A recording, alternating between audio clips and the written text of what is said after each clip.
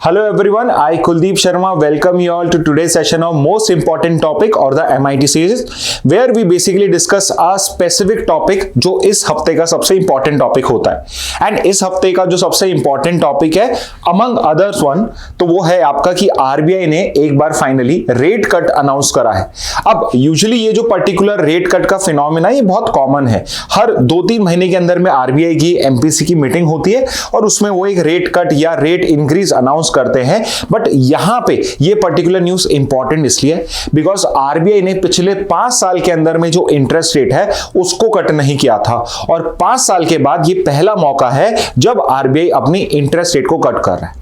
और यहां पे कुछ आपके दिमाग में बेसिक क्वेश्चंस आते हैं कि आरबीआई ने इतने 5 साल के अंदर में रेट कट क्यों नहीं किया था और अब ऐसा क्या चेंज हो गया है कि आरबीआई ने अब रेट कट करा है। ठीक है, तो इसी चीज को समझने के लिए कि इसमें क्या टेक्निकलिटीज हैं, इस रेट कट का आगे जाके इंपैक्ट क्या होगा, आगे जाके क्या रेट कट है इसको वापस से ले लिया जाएगा और वापस से रेट इंक्रीज करी जाती है, ये सब कैसे होता है और इसके क्या इंप्लीकेशंस हैं, इन सबको आज हम समझने की कोशिश करेंगे।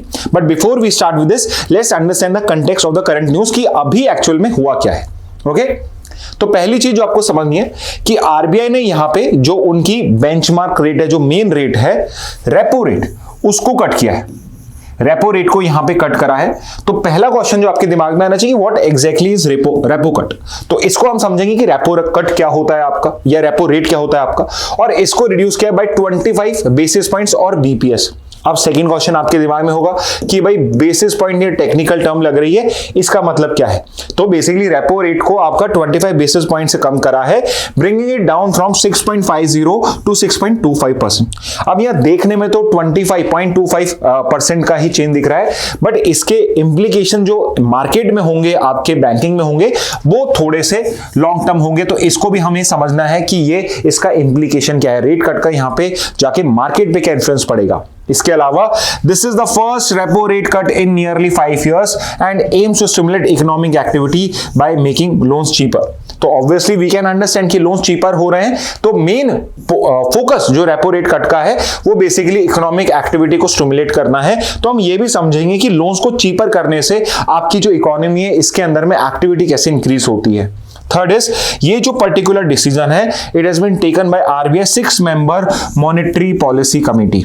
अब ये जो एमपीसी आपको दिख रही है, this is an important organisation. इसका कंपोजिशन क्या है, इसका ईयर ऑफ फॉर्मेशन क्या है, इसका ऑब्जेक्टिव क्या है, इसको भी आज हम समझेंगे। So this is the particular body जिसने ये पर्टिकुलर रेट कट अनाउंस किया है। Okay, and fourth is the repo rate cut is expected to reduce lending rates. Expected है कि लैंडिंग रेट्स को रिड्यूस करेगा, लीडिंग टू लोअर ईएमआईस। अब EMIs तो I am sure you know this, आपका EMI क्या होता है इनको डिस्कस करेंगे।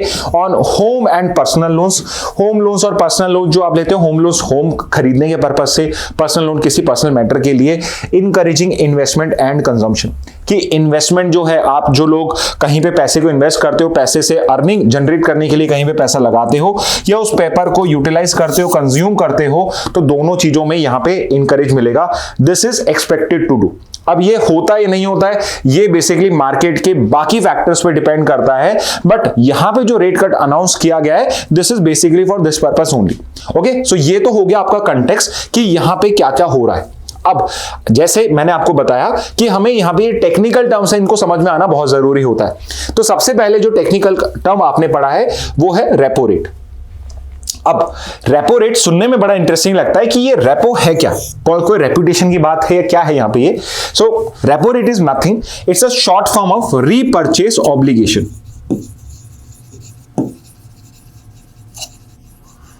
रीपर्चेज ऑब्लिगेशन, और ये कोई रीपर्चेज ऑब्लिगेशन है और उसके लिए क्या रेट होगी वो है। तो इसको थोड़ा सा समझ लेते हैं, इसका बैकग्राउंड समझते हैं कि आप ये रेपो रेट कहां यूटिलाइज होती है। तो आपको ये समझना पड़ेगा कि जो आपका पूरा बैंकिंग सिस्टम है वो आपके लैंडिंग के ऊपर पे और डिपॉजिशन पे चलता है। तो अगर यहां पे लेट्स से एक बैंक है, वो पब्लिक बैंक भी हो सकता है लाइक एसबीआई, वो प्राइवेट बैंक भी हो सकता है आपका एचडीएफसी, और यहां पे आपका कस्टमर होगा। अब यूजुअली एज अ कस्टमर हम क्या करते हैं, हमारा पैसा बैंक में डिपॉजिट करते हैं, तो हमने कोई सेविंग अकाउंट उसमें ओपन करा हुआ है, तो वहां पे हम पैसे को डिपॉजिट करेंगे और उस पे हमें बैंक कुछ इंटरेस्ट देगा। लेट्स से मैंने यहाँ पे 1 लाख रुपीस डिपॉजिट करे हैं, तो मुझे उस पे 2.53% कुछ इंटरेस्ट मिलेगा। तो इस तरीके से मैंने बैंक में डिपॉजिट करा। अब बैंक अपनी अर्निंग कैसे करता है, जो पैसा मैंने वहां डिपॉजिट करा है उसी पैसे को बैंक होता है वो मेरे को ही या किसी और कस्टमर को यहाँ पे किसी हायर इंटरेस्ट पे देगा, लाइक 8 to 9% इंटरेस्ट पे रेट पे दे सकता है। फॉर एग्जांपल होम लोन की जो इंटरेस्ट रेट होती है वो यूजुअली 8 to 9% होती है। तो यहाँ पे आप देख पा रहे हैं बैंक्स ने मुझे पैसा दिया है, उस पर मुझे 2% का इंटरेस्ट मिल रहा है और बैंक यहाँ पे उस पैसे को जब आगे लोन के फॉर्म में दे रहा है तो वो 8 to 9% इंटरेस्ट अर्न कर रहा है। ओके, बट यहां पे आप देख पा रहे हैं 9% वो अर्न कर रहा है, 2% मुझे दे देगा, 2% मेरा हो गया और बाकी का 7% काइंड ऑफ उसका प्रॉफिट हो गया। जो मार्जिन बच गया वो उसका प्रॉफिट हो गया। तो बेसिकली बैंक जो है वो इस तरीके से ही फंक्शन करते हैं।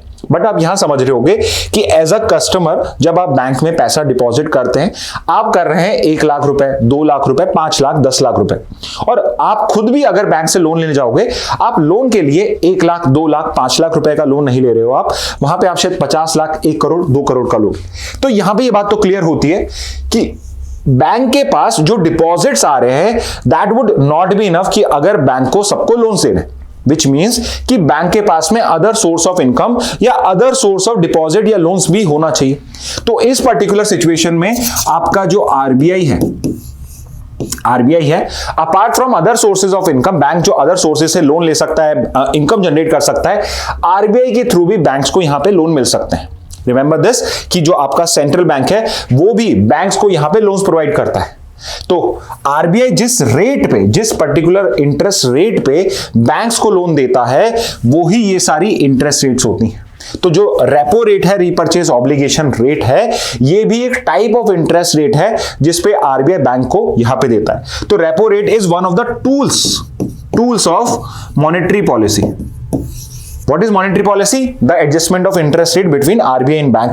तो ये भी एक टाइप ऑफ इंटरेस्ट रेट है, अलग अलग तरह की होती है, cash reserve ratio, statutory liquidity ratio आपकी, और इसके अलावा बैंक रेट होती है आपकी एक, इसका उल्टा रिवर्स रेपो रेट होता है, जो सारे के सारे आरबीआई और बैंक के बीच में जो यहाँ पे फंक्शनिंग हो रही है, जो इनका रिलेशन है, उसको यहाँ पे वो बेसिकली डील करता है। तो उनमें से एक आपकी रेट होती है रेपो रेट, और सबसे इंपॉर्टेंट जो रेट होती है वो रेपो रेट ही होती है। बट पहले हम जो वो समझेंगे, पहले एक बार रेपो रेट और ढंग से समझते हैं कि रीपर्चेज ऑब्लिगेशन क्या हो रही है। अब यहां पे समझो, अगर आप कस्टमर हो और आप बैंक से लोन लेने जाओगे, तो बैंक आपको लोन बिना किसी मॉर्टगेज के या कोलेटरल के तो देगा नहीं, कुछ ना कुछ वो आपके पास गिरवी रखवाएगा। फॉर एग्जांपल कि अगर आपको 1 करोड़ का लोन चाहिए, तो बैंक कह सकता है कि अगर आप मुझे 1 करोड़ का कोलेटरल दोगे, लेट्स से आपका घर है जिसकी वैल्यू, मार्केट वैल्यू 1 करोड़ रुपए है, 1.5 करोड़ रुपए है, आप वो मुझे एज अ सिक्योरिटी मेरे पास रख कर आइए, राइट। और उस बेसिस पे अगर आप लोन नहीं चुका पाए तो मैं उसको टेक ओवर कर लूंगा और उस बेसिस पे मेरा लोन रीपे हो जाएगा। सिमिलरली जब आरबीआई और बैंक डीलिंग करते हैं, तो आरबीआई भी, चाहे वो कितना ही बड़ा बैंक हो, आरबीआई भी बिना कोलेटरल या सिक्योरिटी के यहां पे लोन प्रोवाइड नहीं करता है। तो यहां पे जब आरबीआई बैंक को लोन प्रोवाइड करता है, तो बैंक जो होता है वो आरबीआई के पास में अपनी गवर्नमेंट सिक्योरिटीज, जो उसने कुछ बॉन्ड्स खरीदे हुए हैं गवर्नमेंट के, जैसे कि गवर्नमेंट सिक्योरिटीज, उनको उनके पास में गिरवी रखता है। ठीक है, तो क्या हो रहा है यहां पे, आरबीआई ने जब बैंक को लोन दिया, कुछ पैसा दिया, तो उसके बदले में कोलेटरल में रख ली गवर्नमेंट सिक्योरिटीज, राइट। और यहां पे जो ये पर्टिकुलर लोन दिया जा रहा है रेपो रेट के ऊपर पे, जिस इंटरेस्ट रेट पे दिया जा रहा है, उसी रेट को बोला जाता है इंटरेस्ट रेट, उसी रेट को बोला जाता है रेपो रेट, राइट। तो ये जो आरबीआई बैंक को लोन दे रहा है जिस इंटरेस्ट रेट पे, in exchange for keeping the government securities, यही इंटरेस्ट रेट रेपो रेट होती है। आई होप ये आपको समझ में आ गया होगा। और यहां पे रीपर्चेज ऑब्लिगेशन क्या होती है, तो जो रेपो रेट के लोन्स होते हैं यूजुअली शॉर्ट टर्म्स के लिए होते हैं। और शॉर्ट टर्म का मतलब क्या है, अब देखिए बैंकिंग के टर्म्स के अंदर में लिक्विडिटी, जो पैसे की जरूरत होती है, बहुत कॉमन होती है। तो यहां पे जो रेपो रेट की आपकी इंटरेस्ट होती है, this can be for a loan which is only for 1 day also. Overnight payment करना होता है, यानी आपने आज लोन लिया है, 24 आवर्स में आप रीपे कर दोगे। तो यूजली जो शॉर्ट टर्म होता है आपके बैंकिंग के अंदर में, ये आपके 1 डे से स्टार्ट हो जाता है and it can usually go up to आपका 1 ईयर, अप टू 1 ईयर हो सकता है, but usually 1 day, 7 days, 14 days, 28 days तक आपका रीपेमेंट हो जाता है। ओके, तो यहां पे आरबीआई से बैंक ने लोन ले लिया प्लस एक इंटरेस्ट भी और गवर्नमेंट सिक्योरिटीज यहां पे बैंक ने आरबीआई को दे दी। बट जब ये पर्टिकुलर कॉन्ट्रैक्ट होता है, यहां पे ये जो पर्टिकुलर बैंक है, यहां पे जो पर्टिकुलर बैंक है, ये आरबीआई को प्रॉमिस करता है कि मैं इन गवर्नमेंट सिक्योरिटीज को जब भी मेरा रीपेमेंट का टाइम होगा, टेन्योर जो भी मेरा है, उसमें मैं इसको रीपरचेज करूंगा, I will buy it back. मैं इन गवर्नमेंट सिक्योरिटीज को रीपरचेज करने का ऑब्लिगेशन करता हूं, रीपरचेज ऑब्लिगेशन। मैं यहां पे आपको प्रॉमिस करता हूं, मैं ये कॉन्ट्रैक्ट साइन कर रहा हूं आपसे कि मैं इनको रीपरचेज कर लूंगा नेक्स्ट डे, या मैं इसको रीपरचेज कर लूंगा in 7 days at what, at the interest rate और at which it was given to me. तो यहां पे जिस इंटरेस्ट रेट पे आपने मुझे लोन दिया है, मैं आपको प्रॉमिस करता हूं कि 7 डेज में लोन का amount plus the interest rate which has been put up on me, I would repay it back. तो यहां पे ये जो पर्टिकुलर पूरा कॉन्ट्रैक्ट है, ये सारा का सारा रेपो ऑपरेशन होता है और इस पर्टिकुलर रेट पे होता है, उसे रेपो रेट बोला जाता है। आई होप आपको ये कंसेप्ट समझ में आ गया होगा। If you have not been able to understand, इसको वापस इस कंसेप्ट को जो मैंने अभी आपको समझा, इसको रिवाइंड करके देखेंगे तो आई एम श्योर आपको फिर से आ जाएगा। फॉर सम जिनको अभी भी पूरी क्लैरिटी नहीं है, आई वुड से कि आपके पास यूट्यूब में ऑप्शन होता है रिवाइंड करने का, वापस से पूरा रिवाइंड करिए और इस पर्टिकुलर कंसेप्ट को शुरू से समझिए, इजीली समझ में आ जाएगा। आई होप आपको रेपो रेट समझ में आ जाएगा। एक जो मैं अपने क्लास 12 स्टूडेंट्स को रेगुलरली बोलता हूं कि कुछ स्टूडेंट्स को इकोनॉमिक्स बड़ी टफ लगती है and it is because of these terms की रेपो रेट क्या है, ये बेसिस पॉइंट क्या होता है। तो मेरा ये एक्सपीरियंस रहा इकोनॉमिक्स के अंदर में, even I am not a economics student, तो फिर भी मेरा एक्सपीरियंस ये रहा इकोनॉमिक्स पढ़ने के बाद कि इकोनॉमिक्स में फैंसी टर्म्स होती हैं, इकोनॉमिक्स में सारी टर्म्स फैंसी होती हैं, उनका मीनिंग, उनका अंडरस्टैंडिंग बहुत इजी होता है। एक बार आपको अंडरस्टैंडिंग आ जाती है तो जो बड़े बड़े जार्गन्स आपको न्यूज़पेपर में दिखते हैं वो बहुत सिंपल लगने स्टार्ट हो जाते हैं। जैसे कि यहां पे आई एम श्योर रेपो रेट अब आपको समझ में आ गया होगा कि एग्जैक्टली रेपो रेट होती क्या है।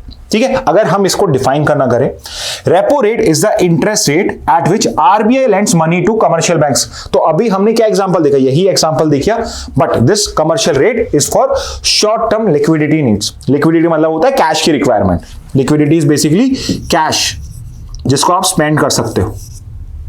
ओके, तो यहां पे आरबीआई कमर्शियल बैंक्स को शॉर्ट टर्म लिक्विडिटी नीड्स के लिए आपका लोन प्रोवाइड कर रहा है। और शॉर्ट टर्म का मीनिंग आपको क्या बताया कि यूजुअली बैंकिंग टर्म्स में अगर टेक्निकल डेफिनेशन पे जाओ so it is less than 1 year, but it can even for be less than 1 day also. 1 day overnight के लिए हो सकता है, 7 डेज, 14 डेज, 28 डेज। तो यूजुअली इसी टाइम पीरियड के लिए जो बैंक्स होती हैं वो लोन्स लेती हैं, बिकॉज लेट्स से उनको एकदम से कहीं पे कोई पर्सन आ गया उनसे बड़ा लोन लेने के लिए और उनके पास में वो अमाउंट नहीं है। और ये बहुत कॉमन अकरेंस होती है आपके बैंकिंग में कि कोई पर्टिकुलर पर्सन है, उनका कस्टमर है जो उनसे बड़ा लोन लेने आ गया और उनके पास में पैसा नहीं है, तो यहाँ पे वो 1 डे के लिए, 7 डेज के लिए लोन ले लेते हैं and in the main time they arrange the money from other place also.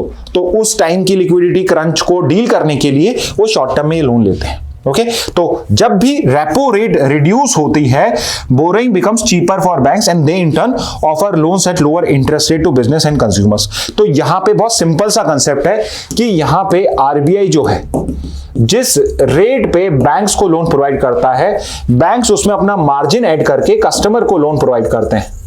For example कि अभी हमने क्या देखा, आरबीआई जो बैंक को इंटरेस्ट रेट दे रहा था वो 6.5% था और अब वो 6.25% हो चुका है। तो बैंक भी क्या करेंगे, बिकॉज यहां पे रेपो रेट कम हुआ है, बैंक भी लेट से 6.5 था तो लेट से 8.5% पे कर रहे थे।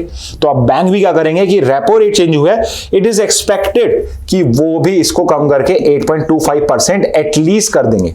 ओके, एटलीस्ट हो सकता है कंपटीशन की वजह से वो और कम यहां पे और कंपटीटिव प्राइस दें, 8% पे देना स्टार्ट कर दें, बट इट इज एक्सपेक्टेड, जरूरी नहीं है वो करें, बट इट इज एक्सपेक्टेड कि आरबीआई अगर रेपो रेट कम कर रहा है तो यहां पे बैंक के लिए भी लोन लेना आरबीआई सस्ता हो गया है, तो आगे जाके भी शायद वो कस्टमर को कम रेट पे प्रोवाइड करे। तो यहां पे रेपो रेट जब रिड्यूस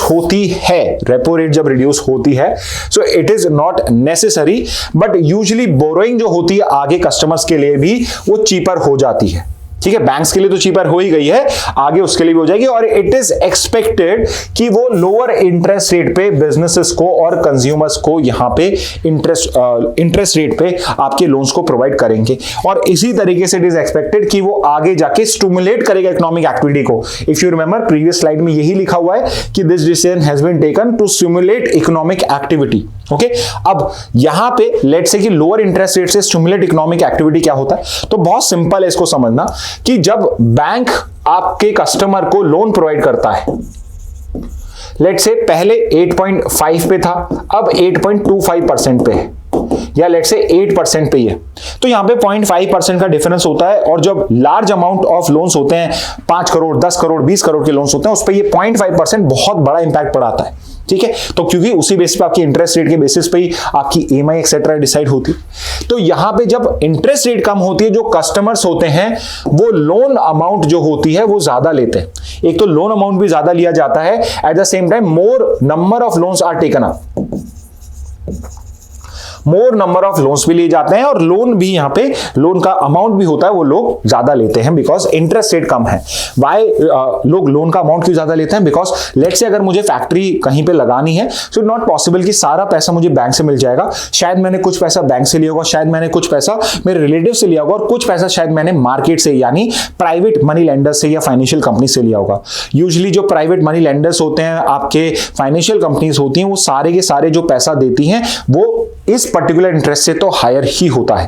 तो अगर यहां पे इंटरेस्ट रेट कम होती है तो कस्टमर क्या प्रेफर करता है कि मैं यहीं से ही समहाउ एक्स्ट्रा लोन लेता हूं। तो जब भी यहां पे आपकी इंटरेस्ट रेट कम होती है, जो लोन्स नंबर ऑफ लोन्स होते हैं, लोन का अमाउंट होता है वो इंक्रीज होता है। अब अगर लोन का अमाउंट इंक्रीज हुआ है, नंबर ऑफ लोन इंक्रीज हुए हैं, विच मींस ये पैसा अब वो उड़ाएंगे तो नहीं, कुछ पैसा उड़ा भी सकते हैं, बट मेजरली पैसा इन्वेस्ट किया जाएगा मार्केट में। There would be more investment. अब देखिए सब हाइपोथेटिकली चल रहा है कि रेपो रेट कम हो रहा है तो आगे जाके ऐसा हो जाएगा। कई बार कुछ रीजंस होते हैं जिस वजह से ऐसा होता नहीं है, but usually it is expected कि अगर सब कुछ अकॉर्डिंगली चल रहा है, इकोनॉमिक्स के प्रिंसिपल्स चल रहा है, तो इस तरह से होगा। ठीक है, तो अगर मोर नंबर ऑफ लोन्स हैं तो एक्सपेक्टेड है कि वो उस पैसे को इन्वेस्ट करेंगे। लेट्स से कोई फैक्ट्री लगाएगा, और फैक्ट्री लगाएगा तो उसमें उसको लेबर भी रिक्वायरमेंट होगी, लेबर भी होगा, मटेरियल भी उसमें लगेगा। मटेरियल अगर उसमें लगेगा तो मटेरियल भी किसी और फैक्ट्री से आएगा, तो उन फैक्ट्रीज में काम जनरेट होगा। फैक्ट्रीज में काम जनरेट होगा, वहां पे भी लेबर की हायरिंग इंक्रीज होगी, वहां पर भी कंजम्पशन इंक्रीज होगा। यहां पे लेबर को मैंने करा है तो एम्प्लॉयमेंट क्रिएशन हो रहा है, मेरा एम्प्लॉयमेंट क्रिएशन हो रहा है तो इनको वेजेस मिलेंगी, वेजेस मिलेंगी या वेजेस इंक्रीज होंगी। जो पहले से काम कर रहे हैं उनसे ज्यादा काम कराया जा रहा है, वेजेस इंक्रीज हो रही हैं तो इनके पास पैसा ज्यादा आ रहा है, इनके पास पैसा ज्यादा आ रहा है तो कंजम्पशन इंक्रीज हो रहा है। कंजम्पशन अगर मेरा इंक्रीज हो रहा है तो इनडायरेक्टली एंड डायरेक्टली मेरी जीडीपी इंक्रीज हो रही है। और जीडीपी को ही इंक्रीज करना, तो मैं क्या कह रहा हूं कि इकोनॉमिक एक्टिविटी जो है मेरी वो स्टिमुलेट हो रही है, वो मेरी इंक्रीज हो रही है। राइट, तो यूजुअली इट इज एक्सपेक्टेड कि अगर रेपो रेट को कम किया जाता है तो इसी तरीके से मार्केट जो है वो रिएक्ट करेगा, और फाइनली हमें चीपर बोरिंग्स मिलेंगी, और उसके आगे जाके जो कस्टमर है वो इन्वेस्ट करेगा, और उसके बाद यहां पे आपका इकोनॉमिक जो ग्रोथ है वो इंक्रीज होगा। Economic growth is basically your GDP only. ठीक है, तो ये हो जाएगा आपका पहला कंसेप्ट जो सबसे इंपॉर्टेंट था। बाकी कंसेप्ट थोड़े इजी है। बेसिस पॉइंट्स क्या होता है, तो यूजुअली बिकॉज हम जब बैंकिंग की बात करते हैं, इंटरेस्ट की बात करते हैं, हम परसेंटेजेस में बात करते हैं और पॉइंट्स में चेंजेस हो रहे होते हैं, तो इसलिए basis point is nothing but any value in 1/100 terms. बहुत सिंपल सा है इसका, कोई अगर मैं कह रहा हूं बहुत टेक्निकल कुछ भी नहीं है, ये बहुत सिंपल सा कंसेप्ट होता है। बीपीएस इज सिंपली कि अगर मैं कोई परसेंटेज को डिनोट कर रहा हूं तो मैं उसको 1/100 टर्म्स में डिनोट कर रहा हूं, इनटू 100 करके कर रहा हूं। फॉर एग्जांपल कि जब यहां पे 6.5 से 6.25 का रिडक्शन हुआ है, तो 0.50 का रिडक्शन हुआ है, तो यहां पे 0.25 का रिडक्शन हुआ है, तो मैं रेदर देन सेइंग कि 0.25% रिड्यूस हुआ है, मैं इसको बोलता हूं 25 बीपीएस कट हुआ है। 1/100 टर्म्स है, यानी कि 0.25 को इंटू 100 कर रहा हूं मैं, तो ये हो जाएगा 25 बीपीएस।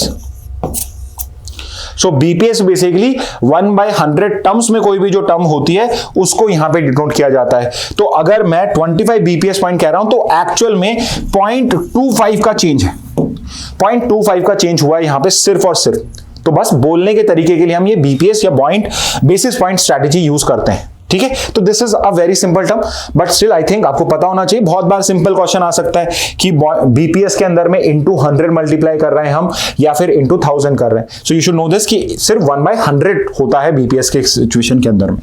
ओके, नेक्स्ट कंसेप्ट क्या है? Okay, very important point, monetary policy committee. अब ये मॉनेटरी पॉलिसी कमेटी ने रिड्यूस करा है, तो ये एमपीसी क्या है? तो before you understand MPC, you have to understand कि मॉनेटरी पॉलिसी को पहले कौन यहां पे चेंज करता था, या पहले मॉनेटरी पॉलिसी क्या होती है ये समझना चाहिए। तो monetary policy is nothing but a policy dealt by RBI, या कोई भी गवर्नमेंट का जो सेंट्रल बैंक होता है, कोई भी जो गवर्नमेंट का सेंट्रल बैंक होता है, वो जो पॉलिसी डिसाइड करता है, पॉलिसी फॉर इंक्रीज और decrease in money supply in the market और regulate money supply in the market. Market के अंदर में जो मनी सप्लाई का इंक्रीज या डिक्रीज मुझे करना है, what exactly is money supply, की मार्केट के अंदर में खर्च करने के लिए कितना पैसा अवेलेबल है, वो ही उसी एडजस्टमेंट को हम मॉनेटरी पॉलिसी कहते हैं। जैसे कि रेपो रेट का एडजस्टमेंट करके मैंने क्या करा है, इनडायरेक्टली या डायरेक्टली भी कह सकते हैं आप कि एंड में जाके मार्केट के अंदर में लोन इंक्रीज हो रहे हैं या डिक्रीज हो रहे हैं, वो मेरे रेपो रेट से डिसाइड हो रहा है। तो same in the case here also, कोई भी मॉनेटरी पॉलिसी बेसिकली डील करता है इंटरेस्ट रेट के एडजस्टमेंट से, जिससे मनी सप्लाई जो होती है उसको रीएडजस्ट किया जा रहा है। तो इस मॉनेटरी पॉलिसी को एडजस्ट करने के लिए, डिफरेंट रेपो रेट को डिसाइड करने के लिए हमने ये कमिटी क्रिएट करी हुई है, MPC, monetary policy committee. Again I repeat, जो आपकी रेपो रेट, डिफरेंट रेट्स होती हैं, जैसे मार्केट के अंदर में कितना पैसा होगा वो डिसाइड होता है, वो डिसाइड करती है मॉनेटरी पॉलिसी कमेटी। अब ये जो मॉनेटरी पॉलिसी कमेटी है, ये कोई आपकी इंडिपेंडेंस टाइम की बॉडी नहीं है, it's a very new committee, और इसका फॉर्मेशन सिर्फ 2016 में हुआ है। So this is an important point कि मॉनेटरी पॉलिसी कमेटी कब क्रिएट करेगी? So it was only created in 2016.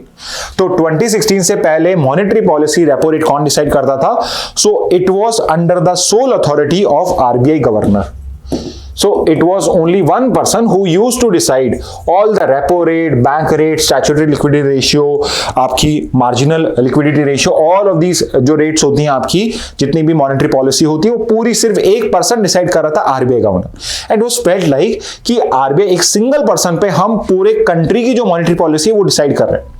However, ये आर्ग्यूमेंट इसलिए थोड़ा सा फ्लॉड लगता है कि आरबीआई गवर्नर जो अब तक आपने जिसने भी उसने डिसीजंस लिए हैं, आज तक इस वजह से मॉनेटरी पॉलिसी का भी कोई इशू अराइज हुआ नहीं है।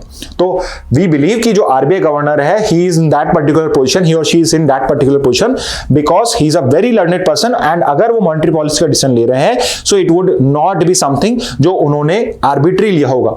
There would be a lot of thought behind this process, and usually जो ये पर्टिकुलर डिसाइड करते थे, it was on the advice of a technical advisory committee of RBI, but it was still only an advisory committee. Final decision RBI का ही होता था। तो 2016 में government felt like कि जो आरबीआई है या सेंट्रल बैंक है, वो सिर्फ एक ही सिनेरियो के या एक ही पर्सपेक्टिव से यहां पे आपकी रेट्स को डिसाइड कर रहा है, एंड दैट पर्सपेक्टिव वाज कि it is only concerned about inflation या महंगाई, but the government is also concerned about your economic growth. तो यहां पे इट इज वेरी इंपॉर्टेंट कि जब आरबीआई या RBI governor to be exact, अगर वो रेपो रेट या इंटरेस्ट रेट डिसाइड कर रहा है, ही और she should not only think about inflation but also be somewhat concerned about your economic growth, which basically means कि RBI का governor जो है या जो भी इस कमेटी डिसाइड करे, वो सिर्फ और सिर्फ इन्फ्लेशन के ऊपर पे उसका फोकस नहीं होना चाहिए। There should be focus on inflation as well economic growth, and the main agenda is कि there should be a balance between economic growth and inflation. And इस पर्टिकुलर बेसिस पे यहां पे 2016 में एक कमेटी यहां पे सजेस्ट करी गई, which was monetary policy committee. तो यहां पे जितनी भी मॉनेटरी पॉलिसी होती है, these are not decided by RBI governor now but by the monetary policy committee which was created in 2016 only. और इस पर्टिकुलर एमपीसी के अंदर में हमने 6 मेंबर्स को इनकॉर्पोरेट करा। So we have 6 members in this particular committee, जिसमें 3 members तो आपके आरबीआई के होते हैं, one of them being the RBI governor and 2 being the RBI deputy governors, और इसमें 3 members गवर्नमेंट के नॉमिनेटेड होते हैं, गवर्नमेंट नॉमिनी होते हैं।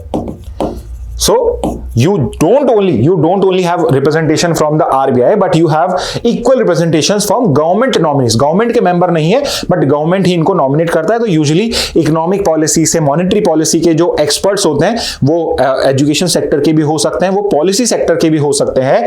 ये 6 मेंबर्स मिलकर डिसाइड करते हैं, और जो ये 6 मेंबर डिसाइड करते हैं उसी बेसिस पे आपकी जो रेपो रेट है, आपकी जो बाकी की रेट्स है, कैश रिजर्व रेशियो, CRR है, SLR है, सारी की सारी MPC ही डिसाइड करता है. ओके तो ये 6 मेंबर्स ने मिलकर यहां पे डिसाइड करा कि हमारी जो रेपो रेट है उसको 6.5 से 6.25 करना है. इसके अलावा कुछ पॉइंट्स जो आपके इस पर्टिकुलर पीपीटी में, उनको भी मैं आपको एक्सप्लेन कर देता हूं कि ये आरबीआई एक्ट 1934 के अंदर में क्रिएटेड है. सो रिमेंबर, आपका आरबीआई जो है वो 1935 में क्रिएट करा गया था, और it was created under RBI act of 1934. अब एक क्वेश्चन मैं जो आपसे पूछना चाहूंगा, विच वाज द और where was the original headquarter of RBI? RBI का ओरिजिनल हेडक्वार्टर कहां पे है? Okay so this is a good question, because अब आरबीआई का हेडक्वार्टर कहीं और पे है, पहले कहीं और था. ओके सो एनीवे, तो यहां पे आरबीआई एक्ट 1934 में करी गई है. ये पॉइंट हम कवर कर चुके हैं. 3 आरबीआई के ऑफिशियल्स और 3 external members appointed by the government only. ठीक है, और ये जो पर्टिकुलर कमेटी है, इट मीट्स एवरी 2 मंथ्स, हर 2 महीने में. अगेन ये कोई कंपल्सरी नहीं है कि 2 महीने में इनको मिलना है या 2 महीने से पहले नहीं मिल सकते. यूजुअली 2 महीने में मिलती है, हर महीने. अभी करंटली आप देखेंगे, बिकॉज इकोनॉमिक्स में बहुत ज्यादा, इकोनॉमिक सिचुएशन बहुत जल्दी चेंज हो रही है, इनकी हर महीने मीटिंग हो रही है. तो यहां पे जो पर्टिकुलर एमपीसी की कमेटी है, इसने फाइनली रेपो रेट की जो डिसीजन है उसको एसेस करके, इकोनॉमिक कंडीशन को एसेस करके पॉलिसी के अंदर में एडजस्टमेंट करा है. अब यहां पे क्वेश्चन ये आता है कि ऑल्दो हमने यहां पे बात करा कि एमपीसी का क्रिएशन करा गया था for making a balance between economic growth and your inflation rate, और उसमें बैलेंस बनाने की रखा था. बट एक्चुअल में ऑन पेपर एमपीसी का ऑब्जेक्टिव क्या है? तो यहां पे एमपीसी का ऑब्जेक्टिव जो ऑन पेपर है, जो शायद बहुत जल्द चेंज होगा, तो इस चीज का आप ध्यान रखना कि इस साल ऑब्जेक्टिव ऑफ एमपीसी चेंज तो नहीं किया गया है. But as of now MPC का जो आपका ऑब्जेक्टिव है, मेन ऑब्जेक्टिव है, it is still inflation targeting. कि इन्फ्लेशन जो है, महंगाई की दर जो है, महंगाई का जो रेट चल रहा है, इन्फ्लेशन टारगेटिंग आपको करनी है, उसको एक पर्टिकुलर वैल्यू के बीच में रखना है. And what is that value? कि कंट्री के अंदर में इन्फ्लेशन जो है, इट शुड बी अराउंड 4%. कि जो महंगाई है, लेट्स से कोई चीज आज 100 रुपए की है, तो एक फाइनेंशियल ईयर में वो 104 रुपए के आसपास रहनी चाहिए, उससे ज्यादा नहीं. ठीक है, तो ये आज भी, ऑल्दो हम बात करें इकोनॉमिक ग्रोथ की, बट आज भी मेन फोकस मॉनेटरी पॉलिसी का, मेन फोकस आरबीआई का should be on inflation targeting, and that inflation targeting should be around 4%. तो यहां पे इकोनॉमिक ग्रोथ के लिए एडजस्टमेंट क्या किया गया? तो यहां पे आरबीआई को एक बैंड प्रोवाइड करा गया है ±2% का, विच मींस कि अगर इन्फ्लेशन 2% तक है या एक्सीड करके 6% तक चला गया है, तब तक it is within range. तो जो आपकी इन्फ्लेशन टारगेटिंग है, although you have to try to maintain it 4%, but you have to make sure कि ये 2% से कम ना हो जाए और ये 6% से ज्यादा ना चला जाए. अगर 2% से कम जाएगा, ये 6% ज्यादा होगा, तो आरबीआई को यहां पे आपको एक्सप्लेनेशन देना पड़ेगा सेंट्रल गवर्नमेंट को कि ये पर्टिकुलर सिचुएशन क्यों हुई. बट यहां पे रेदर देन हम एक फिक्स पॉइंट दे रहे हैं आरबीआई को, हमने 4% का एक टारगेट दे दिया इन्फ्लेशन का, जिसको वो 2% से 6% के अंदर में एडजस्टमेंट कर सकता है. Okay, so this is the main objective of your monetary policy committee. Next point पे आते हैं. ओके यहां पे आपको 2 टर्म्स, आप कोई भी आर्टिकल आप पढ़ेंगे तो इंटरेस्ट रेट में, रेपो रेट में आप ये 2 टर्म्स पढ़ते हैं. अगेन सुनने में ये बड़े फैंसी लगते हैं, बट बहुत सिंपल से, एक्सटर्नल बेंचमार्क लेंडिंग रेट. तो बेसिकली जब बैंक्स अपनी इंटरेस्ट रेट डिसाइड करते हैं, तो वो इस बेसिस पे, इस लैंडिंग रेट को कैलकुलेट करके डिसाइड करते हैं. अगेन उल्टा पढ़ें तो रेट कौन सी लैंड करने की, पैसा देने की, बेंचमार्क है, एक पर्टिकुलर लेवल है जिस बेसिस पे डिसाइड करा जा रहा है, और वो जो लेवल डिसाइड कर रहा है ये एक्सटर्नल पैरामीटर्स है.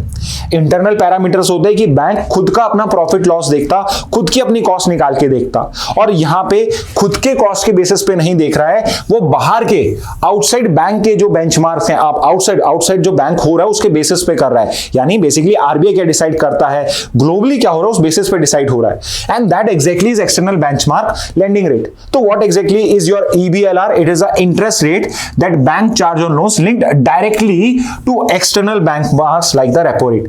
अब रेपो रेट क्या होगी ये बैंक तो डिसाइड नहीं कर रहा है, तो ये एक इंटरनल बेंचमार्क नहीं है, इंटरनल कोई क्राइटेरिया नहीं, it's an external criteria.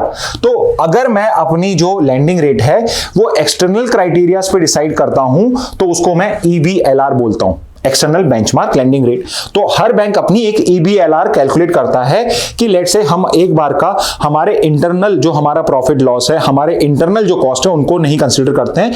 Let's look at the market, और मार्केट के अंदर में हमारे हिसाब से लेंडिंग रेट क्या होनी चाहिए, और इस बेसिस पे आपका जो लेंडिंग रेट है वो डिसाइड होता है। So it is but obvious कि रेपो रेट अगर कम हुई है तो बैंक की जो EBLR है वो भी लोअर होगी, which means there would be cheaper loans. ठीक है, तो इस तरीके से आपकी EBLR बैंक्स डिसाइड करते हैं।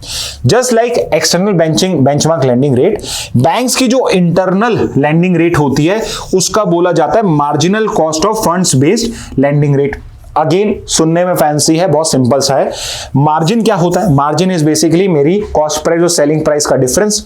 तो वो मेरा मार्जिन होता है कि मैंने उसको कितने में लिया था और मैं उसको कितने में सेल कर रहा हूं। लेट्स से मैंने कोई चीज 100 रुपीज में बाय करी, मैं उसे 110 में कर रहा हूं, मेरा मार्जिन हो गया 10 रुपीज, मेरा प्रॉफिट हो गया 10 रुपीज। लेट्स से मैंने 100 में बाय किया, 90 में लॉस किया था, मेरा लॉस हो गया 10, तो मेरा मार्जिन हो गया 10। तो यहां पे marginal cost of funds based lending rate ये भी बैंक डिसाइड कर रहे हैं अपने बारे में। और बैंक कैसे डिसाइड करना है? बैंक इसको डिसाइड करते हैं कि मेरा मार्जिनल कॉस्ट ऑफ फंड्स क्या है। फॉर एग्जांपल कि मैं अगर आगे लोन दे रहा हूं तो एक्चुअल में वो जो पर्टिकुलर पैसा है वो मैंने कितने में खरीदा था, वो मेरा कॉस्ट क्या था, basically my cost of borrowing क्या थी।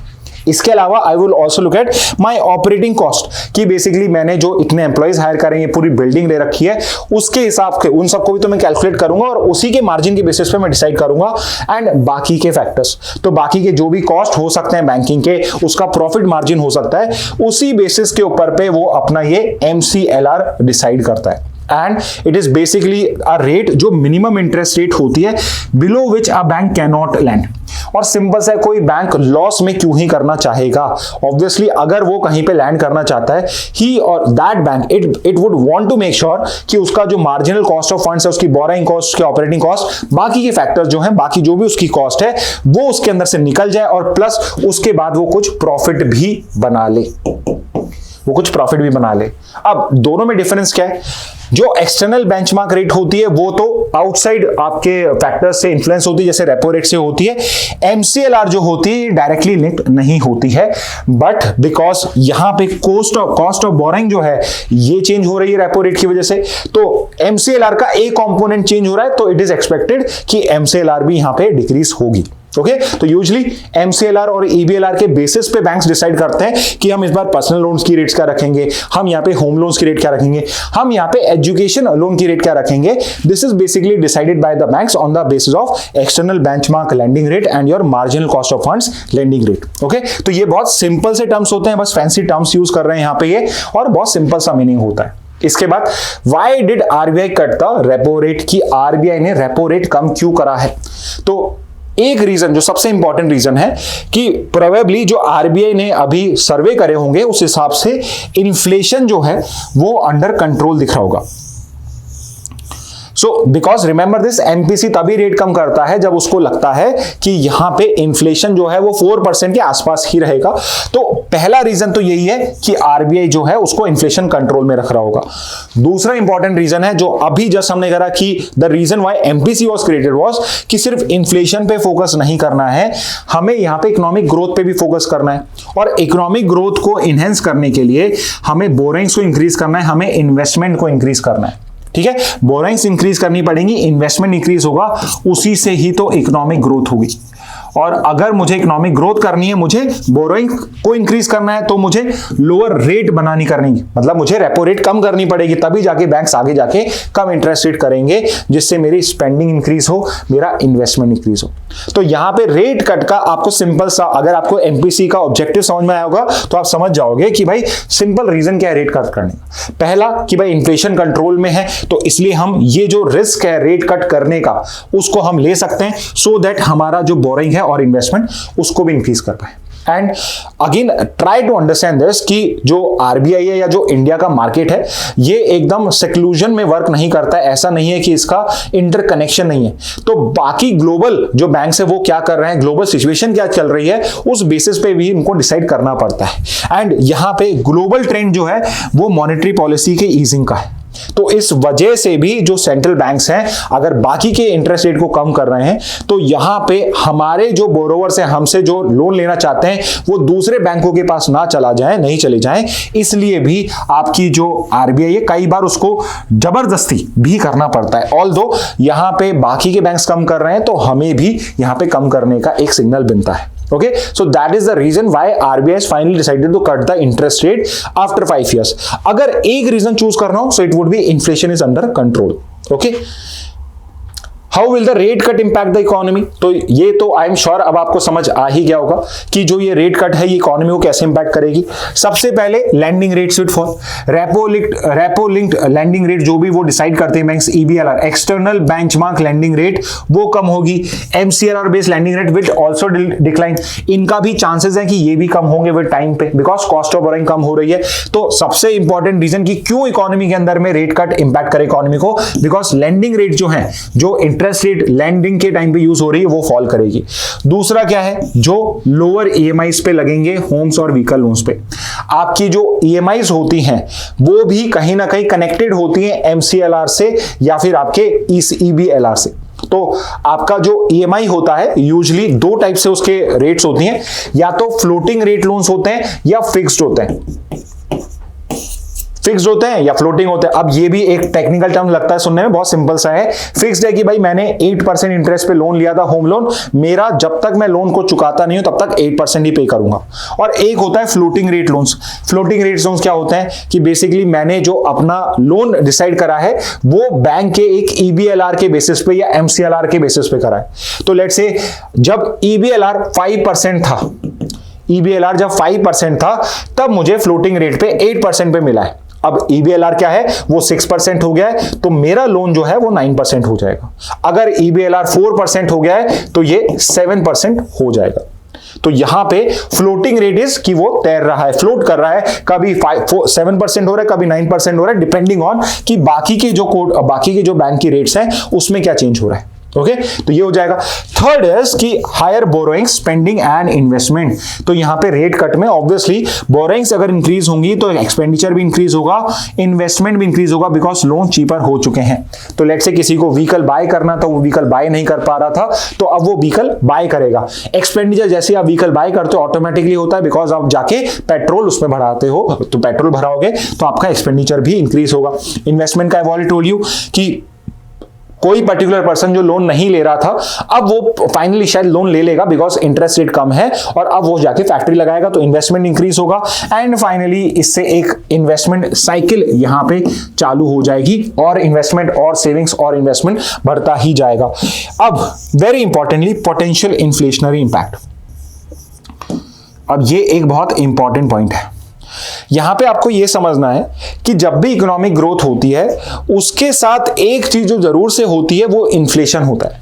तो अनलेस कोई बहुत ही हाई वैल्यू एडिशन हो रहा है किसी इकोनॉमी के अंदर में, यूजुअली जब भी आपकी इकोनॉमिक ग्रोथ बढ़ती है, जीडीपी इंक्रीज होती है, तो वो ऑटोमेटिकली आपकी जो इन्फ्लेशन होती है उसको इंक्रीज करती है। और मैं आपको एक बहुत ही बेसिक सिंपल एग्जांपल समझाता हूं। लेट्स से कि आप एक पर्सन हो जिसके पास में usually pocket money is let's say 50 rupees, और अब आपकी पॉकेट मनी जो है बिकॉज ग्रोथ हो रही है आपके पेरेंट्स की, तो उन्होंने 50 से आपकी जो पॉकेट मनी है वो 100 कर दी है। तो लेट्स से कि पहले मार्केट में जाके आप मैक्सिमम 50 का बाय कर सकते थे, लेकिन अब आप उसका डबल बाय कर सकते हो, आप 100 कर सकते हो। तो यहां पे लेट्स से आप चॉकलेट्स बाय करते थे, पहले आप वो चॉकलेट बाय नहीं कर रहे थे जो लेट्स से आपके बजट के बाहर थी, बट अब आप उस चॉकलेट को भी बाय कर रहे हो। तो यहां पे जब आप उस चॉकलेट को बाय कर रहे हो तो उसका जो कंजम्पशन है वो बढ़ चुका है, उसका डिमांड जो है मार्केट में वो बढ़ चुका है।